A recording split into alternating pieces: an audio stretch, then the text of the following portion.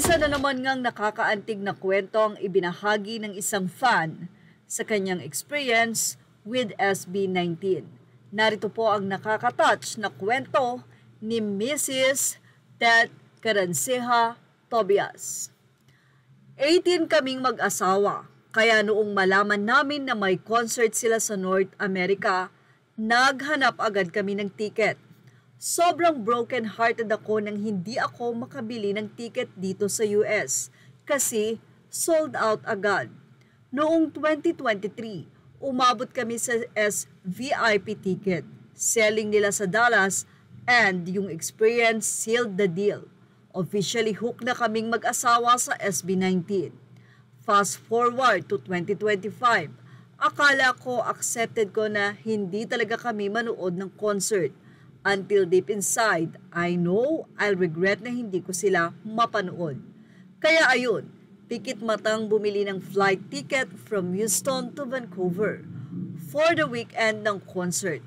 A little bump kasi di pa din SVIP kasi gusto ko talaga at least makita up close ang SB, lalo si Stel. Pero sige na din, may plan pala si Lord para pasayahin lalo ang puso namin ng husband ko sa Vancouver Airport. Patuloy ng kwento ni Mrs. Ted, aniya, sa Vancouver Airport, magkasabay pala ang oras ng flight namin. Sa katabing gate sila, nakita ng husband ko si Ken, nag-breakfast.